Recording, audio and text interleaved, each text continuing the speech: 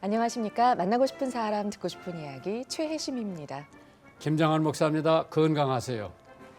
이 시대 최고의 지성이라 불리는 이어령 교수는 사람에 대하여 정의를 내리기를 사람은 우물을 파는 사람이다 라고 말합니다. 그의 글의 일부인데요. 인간은 어떤 존재인가? 목이 마른 사람이다. 명예를 달라면서 글을 썼더니 명예가 생기더라. 돈 벌려고 애쓰니까 되더라. 또 병 때문에 병원에 다니니까 나아지더라. 명예, 지식, 돈의 우물을 팠지만 만족이 없었다. 그러나 예수님을 영접하고서야 나의 목마름이 해결되었다. 예수님은 말씀하십니다. 누구든지 목마르거든 내게로 와서 마시라. 나를 믿는 자는 성경의 이름과 같이 그 배에서 생수의 강이 흘러나오리라 하시니 요한복음 7장 37절 38절 말씀인데요. 참 생수이신 영원히 마르지 않을 우물을 파는 지혜가 우리 모두에게 있기를 소망합니다. 목사님, 사람은 우물을 파는 사람이다라는 정의가 참 맞는 것 같습니다. 근데 우물을 왜 파느냐? 물을 얻기 위해서 우물을 파는데 그거는 육신의 갈증을 위해서 해결하기 위해서 하는 거고 네. 예수님께서 말씀하신 것은 내가 주는 물을 마시면은 영원히 목마르지 않는다. 사마리아 여인에게 한 얘기인데요. 우리 이어령 교수님께서 문화부 장관 때 극동방송 행사에 오셔서 강연을 하셨어요. 네. 그때는 내가 보기에는 예수 안 믿을 때 같은데 거기도 어려움이 좀 있었죠. 따님 세상 떠나고 여러 가지 그러면서 하나님을 찾게 되고 믿음을 갖게 되셨죠. 네. 완전히 그분의 인생관이 변하셨어요. 예. 그래서 하나님께서 그분 가지고 있는 탤런트가 많죠. 그래서 올림픽 때도 그 양반이 모든 거 주관하고 문화관계. 네. 그래서 인생이 목마르지 않으려면은 영적 갈증을 면하려면 예수님이 주시는 생수를 마시면은 그 갈증이 면하게 될 거예요. 아멘. 오늘 이 방송 듣는 분들도 육신을 위해서는 물이 필요하고 영혼을 위해서는 예수님이 주시는 영원한 생수가 필요할 거예요. 아멘. 만나고 싶은 사람, 듣고 싶은 이야기, 오늘은 더불어민주당 이병훈 국회의원을 만나봅니다. 어서 오십시오. 반갑습니다. 네, 안녕하십니까. 네. 네, 저희 극동방송 청취자분들께 인사 말씀 부탁드립니다. 청취자 여러분 안녕하십니까. 이렇게 하나님의 너른 품 안에서 이 극동방송을 통해 뵙게 돼서 참으로 반갑고 행복합니다. 특히 우리 평소에 존경하는 우리 김장한 목사님하고 이렇게 자리를 같이 한 것이 영광이고 축복으로 생각을 합니다. 코로나19 때문에 너무 힘드시죠. 네. 이게 참 어찌 보면 우리 인간의 탐욕, 부도덕, 불감증 다 이런 걸로 벌을 받은 것 같아요. 하나님의 경고이자 꾸짖음 같은데 참 이번을 계기로 해서 서로를 배려하고 절제하는 그런 인간이 되고 그런 나라가 되기를 기대합니다. 하루빨리 극복해서 주님의 품 안에서 행복을 누리기를 진심으로 기대를 합니다. 감사합니다. 이병훈 의원님, 광주에 제가 내려갔을 때 YFC 이사장 되시는 어떤 여자분 권사님한테 전도를 받으시고 예수 믿었다고 하는 얘기에 제가 감동을 받았는데 그 이야기 좀 해주세요. 우리 김장한 목사님은 기억을 못 하시는데 저하고 김장한 목사님하고는 한 30년 인연이에요. 그래요? 모르시죠? 모르지. 제가 그 당시에 노태우 김영삼 정부 때 청와대에 근무를 했었어요. 그때 대통령들께서는 이렇게 그 국난을 극복하고 할 때 어떤 교계의 지도자들을 자주 초대를 하셔가지고 그렇죠. 그때 말씀도 듣고 그것을 국정 운영에 참고로 삼고 있는데 제가 그때 실무 행정관이었습니다. 그래서 그때 정말 인상에 남는 분이 우리 김장한 목사님, 얼마 전에 작고하신 조윤기 목사님, 그다음에 또 오래전에 작고하신 한경진 목사님 이런 분들이 주로 청와대 드나가서 기도도 해드리고 대통령 그랬었죠. 예. 저는 잘 알고 있는데 우리 목사님은 저를 본 지가 얼마 안 그때 됐죠. 우리 의원님은 그냥 새파란 청년이지 뭐. 30대였죠. 그렇죠. 예. 일찍 출세한 거예요.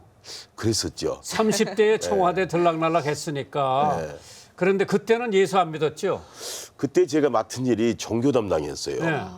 그래서 종교에 대해서 굉장히 관심을 갖고 이제 대통령이 말씀 자료도 이렇게 보조를 하고 이렇게 했는데 종교에 대한 기대가 크다 보니까 실망도 컸어요. 그렇죠. 예. 그래가지고 그 하나님을 멀리 이렇게 가까이 모시지를 못했는데 늦게서 철들었습니다. 늦게서 이제 제가 세월이 흐르면서 그건 교회의 잘못도 아닌데 특히 잘못한 장로나 목사님 때문에 내가 하나님을 멀리할 이유가 없다는 것을 깨닫고. 성경 공부를 한 3년 했어요. 네. 하게 되면서 깨닫게 됐고 그래서 늦게서 이제 그러면 하나님 사모님은 아직 못했어요. 아직 마음은 있어요. 있는데 제가 자꾸 권유하고 있고 그런데 예. 저는 늦게 하면서도 절실해요. 늦게 한 만큼 모범적인 크리스찬이 되자 이런 생각이 아주 강합니다. 이제 그때 이제 청와대 왔다 갔다 하시고 정치의 생각도 계셨고. 아니 없었어요. 그때는 제가 청와대 행정관이었기 때문에 공무원이었죠. 행정고시를 합격하고 부처에 있다가 청와대 근무를 하게 됐는데 차출이 돼서 청와대를 들어가시고. 차출이 됐었죠. 그래가지고 그분들 끝 마친 다음에 저는 광양 군수로 내려왔습니다. 이제 광양 군수로 와가지고 이제 다시 원복을 해서 지방행정, 그것도 선거한 거죠? 예? 선거. 그때는 선출직이 아니었어요. 임명직이었어요. 임명제로구나. 네. 예. 그래서 군수를 하시다가 예. 그 끝 마치고 군수하고 이제 전남도청에서 국장 기획관리실장을 하고 또 이제 다시 중앙에 와가지고 문화체육관광부에 근무를 하고 또 뭐 행정중심 복합도시 건설청이라는 데도 근무를 하고 국책사업에 따라서 여기저기를 굉장히 많은 일을 하고 돌아다녔어요. 그러다가 이제 제가 마지막에 2011년에 이거 안 되겠다. 이 행정의 한계를 느끼고 정치를 해야 되겠구나. 그렇게 됐는데 정치에 대한 꿈이 젊은 날에는 있었어요. 그런데 이제 왜 접었냐면은 이게 보니까 그 정치판이 너무 더럽게 보였습니다. 그렇죠. 예. 그냥 공천을 받는데 그 주변 사람들 얘기를 들어보니까 막 돈을 갖다 주고 막 그런 것 때문에 여기는 내가 가야 될 길이 아니로구나 했는데 나중에 보니까 우리가 더러운 그 물 속에서 연꽃이 피는 것처럼 어차피 정치는 필요한데 그렇다면은 좀 바르게 해보자. 어려움이 있더라도. 그렇게 해서 들어가게 됐는데 제가 이제 들어갈 때는 당에다가 돈을 안 내도 되더라고요. 열심히 본인이 노력하면은 그 전에는 돈 내고 막 그랬어요. 그렇죠. 기부금 내고. 예. 저는 그런 것 없이 했습니다. 이제 그렇게 돼가지고 21대 국회의원이 되셨고 지금 어느 분과에 소속돼 계세요? 저는 문화체육관광위원회. 예. 그렇구나. 행정 합격 후에 청와대 행정관 그리고 또 광양군수, 아시아 문화도시 추진단장 등을 역임하시면서 30년간 공직 생활을 해오셨는데 그 행정 전문가로 통하시잖아요. 네. 글쎄 뭐 전문가라는 것은 너무 과분한 표현이고 제가 보람 있는 일을 참 많이 몇 가지 했었어요. 제일 컸던 게 제일 먼저 88년 서울올림픽 때 예. 제가 그 일을 그 당시 이제 문화체육부 전에 체육부라고 있었어요. 거기에서 이제 공상권 미수교국을 어떻게 이렇게 초청하는 거. 초청하느냐. 소련. 그렇죠. 예. 그때는 수교가 안 돼 있고. 안 돼 있었어요. 예. 그때는 이제 모스크바 올림픽도 반쪽 올림픽을 했었고 LA 올림픽도 반쪽 올림픽을 했으니까 우리 대한민국에서 최대 다수의 국가를 참여를 시키자.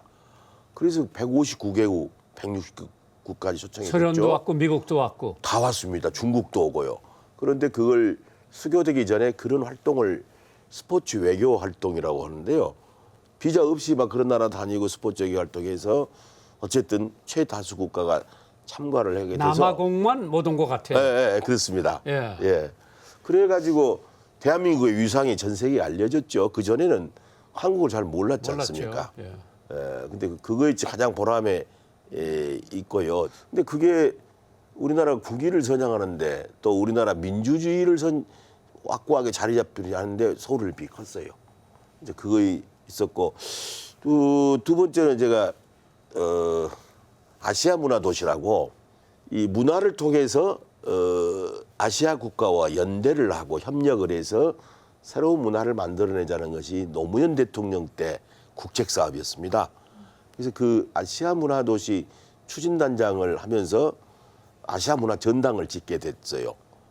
그게 소위 말하면 플랫폼 역할을 할 건데 아시아하고 문화적 교류를 통해서 새로운 문화예술을 창달하고 또 그게 새로운 문화 콘텐츠로 만들어내는 구조를 만드는 대단히 큰 이상적인 것이 이제 그때 예술을 믿으셨으면은 사실 문화라는 건 음악이고 맞습니다. 예술이고 사실 기독교에서 많이 나온 거 아니에요? 그렇습니다. 그래서 하나님의 말씀하고 예. 문화하고는 굉장히 전맥이 많이 돼 있는 부분이지 않습니까? 그렇죠. 예. 저도 근데 그런 것에 보람을 갖는데 행정을 오래 했어도 가장 제가 관심 있는 분야가 문화 분야였어요. 네. 그 분야에 오랫동안 종사를 했고 그래서 앞으로도 그런 쪽에 관심이 많이 있습니다. 그런데 정치에는 어떻게 입문하게 되셨는지요? 아 그때 말입니다. 노무현 대통령 시절에 이 법이 통과가 돼가지고 이 20년 국책 사업이 생겼어요. 아시아 문화 중심도시 사업이. 아니 그런데 정권이 바뀌면서요 너무 힘들었습니다. 나 이명박 정부로 되고 박근혜 정부로 바꿔갔지 않습니까? 근데 이 사업을 좋아하지 않는 전 정부에서 했다고 해서 굉장히 홀대하고 무관심하고 근데 굉장히 좋은 의미가 우리나라 국위뿐만이 아니라 인간의 기본적인 삶을 보장하는 것들이 돼 있는데 너무 이게 힘들더라고요. 아니 국책 사업은 대통령이 베껴도 계속 해야 되는데 그렇죠. 우리나라는 그냥 단절되고 예, 예. 그러죠. 예, 예. 그게 참 그래서 아쉽죠. 아 이거 정치력이 좀 필요하겠구나라는 생각을 하게 된 겁니다. 그래서 정치에 입문을 하게 됐어요. 네. 그러면 가족 얘기 좀 했으면 좋겠는데 사모님 어디서 만나셨어요? 저 대학 시절에 예. 저는 고대를 다녔고 저희 집사람은 성대를 다녔거든요. 그래서 7년간 연애하고 7년. 네, 7년 뒤에 결혼했습니다. 와, 난 4년 했는데 연애를 오래 했다고 생각했는데 예. 7년을 하셨구나. 왜 이렇게 길었어요? 그때 이제 대학 시절에 만났기 때문에 고시 준비를 했었고요. 고시 합격하고 군대 갔다 군대를 또 이제 가는데 제가 또 군대를 장교를 지망을 했어요. 그 5년이고 뭐. 아예 그 이제 3년 3개월. 그래가지고 전방에 육군. 육군 GOP라고 있잖아요. 그래도 참 끈질기게 그 사모님이 기다리셨네. 아 기다리기를 잘했겠죠. 그러면은 그때 연애하는 시절에 말이에요. 네네. 장모님 댁이나 뭐 그쪽에서 반대 같은 건 없었고요. 반대 있었죠. 왜? 그 처가가 굉장히 보수적인 집이었습니다. 그래서 이거 뭐 이렇게 결혼은 중매로 가야지 이렇게 뭐 연애로 연애 가면 안 결혼은 된다? 안 맞다. 그리고 이제 그 당시에 저희 집이 제가 굉장히 어려웠었어요. 가난했고요. 예.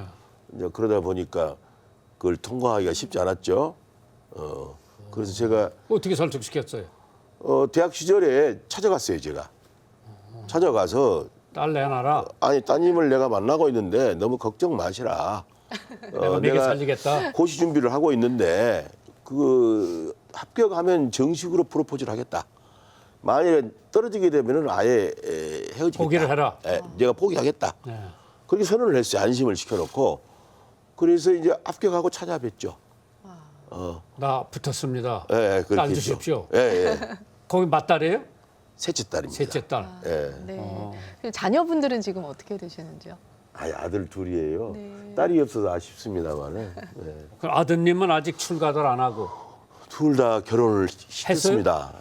근데 의원님 보기에는 뭐 지금 굉장히 젊어 보이는데 어떻게 그렇게 지금 우리 큰애가 35이거든요. 그래? 예. 공직에 있고 예. 이제 둘째는 공기업에 있고 그래요. 그래서 다들 결혼해가지고 이제 뭐 손주는 하나. 너무 예쁩니다. 의원님 국회의원이 되시고 가장 보람된 일이 있으시다면 의원이 하는 것 중에서 가장 큰 게 입법 활동이거든요. 입법 활동인데 제가 들어오자마자 공약으로 내세웠던 것을 법안을 통과를 시켰어요. 네. 가장 중요한 세 가지 법, 여러 가지 법 중에 있는데 세 가지 법이 첫 번째가 소상공인 보호법이라고 요즘 플랫폼 때문에 너무 힘들지 않습니까? 그 대규모 플랫폼 때문에 수수료 등등 소상공인이 힘든데 소상공인들이 이렇게 플랫폼을 만들 때 스스로 만들 때 국가가 지원할 수 있도록 그 법률안을 제가 만들어서 통과가 됐어요. 그래서 앞으로 이거 이제 활성화되면은 뭐 요즘 그 유명한 플랫폼들 있잖아요. 거기다가 수수료 내고 하는 거 비싼 수수료 안 내고도 할 수 있는 구조의 틀을 만들었다는 것이고, 두 번째가 이제 대학생 학자금 융자법이 있어요. 네. 대학생들이 이제 졸업하고 빚을 지고 가잖아요. 이자 부담 같은 걸. 네. 그래서 그 이자를 경감시키는 것도 제가 개정안을 내놔서 통과가 됐고, 아까 말씀드린 아시아 문화 중심 도시 사업이 법이 묘하게 개정이 되어 있는 것을 원상으로 회복을 했습니다. 국가가 공공성을 가지고 운영할 수 있도록. 그래서 제가 크게 내놨던 이런 법들을 통과가 다 돼서 기쁨으로 생각합니다. 예. 사모님하고 이제 결혼을 해가지고 이제 뭐 행정도 하시고 이제 국회의원 나오실 때 사모님이 나가라 그래서요, 나가지 말라 그래서요. 아, 이거 반대 심했죠. 반대했죠. 아, 그럼요. 네. 아니, 공직 오래 했고 그냥 뭐 그렇게 힘들게 살 필요 뭐 있느냐.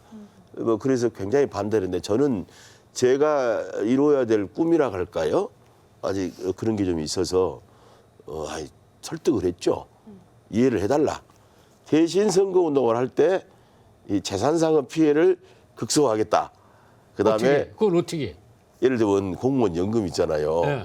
선거운동 하면서 그 연금을 아예 일시불로 찾아가지고 선거운동 해갖고 쫄딱 망할 수도 있잖아요. 그러면 저는 그걸 안 했습니다. 그걸 남겨놓고, 그건 남겨놓고. 예, 그 다음에 주어진 범위 내에서만 선거운동을 하자. 그 다음에 이제 그 본선거 들어가서 전까지 예비 선거 운동할 때 그때는 내 힘으로 할 테니까 본선거 14일 동안만 좀 도와달라. 그 막 그 뭐 구걸 행위 하듯이 명함 주고 하면은 말이죠. 아이고 막 명함 던지는 사람도 있고, 그럼. 그 보통 일이 아닙니다. 네. 그래서 아주 짧은 기간에만 좀 도와다오, 이렇게 이제 해서 설득을 했었죠. 그러면 저 사모님께서 말이요. 예. 그럼 당신 당선되면 월급은 나한테 갖고 가라. 그 경제관은 누가 책임을 져요, 댁에서? 제가 돈 벌기 시작한 사무관 때부터 지금까지 다 사모님 드렸어요? 전부 다 저는 어떻게 거리 다 주니까 잘 몰라요. 타다 쓰면 되니까. 그게 편합니다. 그리고 제가 손이 커서 제가 관리하면은 관리가 안 될 것 같아요. 근데 사모님대로 살림을 해라. 그럼요. 그건 나 돈 조금씩 주고 내가. 예. 타다 쓰면 되는 거니까. 그래, 경제에 대해서는 뭐 별로 바가지를 안 긁으시겠네. 우리가 관리인이잖아요. 저는 그렇죠. 이제 하나님을 가까이 모시면서 그런 생각을 더 많이 하게 됐는데, 옛날에도 돈에 대해서는 관심이 별로 없었어요. 그런데 이제 정말 그 크리스찬이 되면서 우리는 관리인이다. 우리는 소유권을 가지고 있는 게 없다라는 생각이 아주 확신을 하게 됐어요. 그러다 보니까 큰 욕심이 없어요. 내가 관리인으로서 주어진 범위 내에서 관리를 하면 되지. 관리 잘하고. 내 것 없다 하나도 뭐 이런 생각을 하고 있으니까 이 부에 관해서는 정말 별로 그렇게 근데 아쉬움도 의원님 없고. 교회 직분은 가지고 계세요? 예, 집사입니다. 이제 빨리 세례 장로가 받아- 돼야죠. 열심히 해야 되는데 지금 이게 교회 활동을 열심히 해야 장로가 되지 않겠습니까? 네. 근데 지금 아무래도 국회가 바쁘다 보니까 교회에 정말 많이 매달리고 해야 성도들한테 제가 이렇게 투표해서 될 건데 그게 좀 약해요. 광주의 문화 경제를 키워나가는 데도 앞장서고 계시다고. 근데 광주가 문화가 많이 발전됐어요. 네. 문화 경제가 사실은 이러거든요. 동전의 양면이 역사와 문화죠. 역사를 동전의 이면으로 보면 문화가 되는 것이고, 또 요즘에는 문화의 동전의 뒷면을 보면 경제가 되는 것입니다. 우리가 문화 콘텐츠 산업, 문화 산업 그렇잖아요. 뭐 BTS다 뭐 하는 게 이게 옛날에 상상도 할 수 없을 정도의 이 경제적 효과를 가져오지 않습니까? 그래서 문화를 키우는 일은 삶의 질을 우리가 담보하는 것도 되지만은 경제력도 키우는 것이다. 지금 우리의 예를 들어서 문화 콘텐츠 산업 수출액이 반도체 수준이 넘어서기 시작해요. 앞으로 갈수록 더 많게 됩니다. 그렇죠. 그게 뭐 영화도 되고 드라마도 되고 게임도 되고 캐릭터도 되고 많이 있을 거 아닙니까?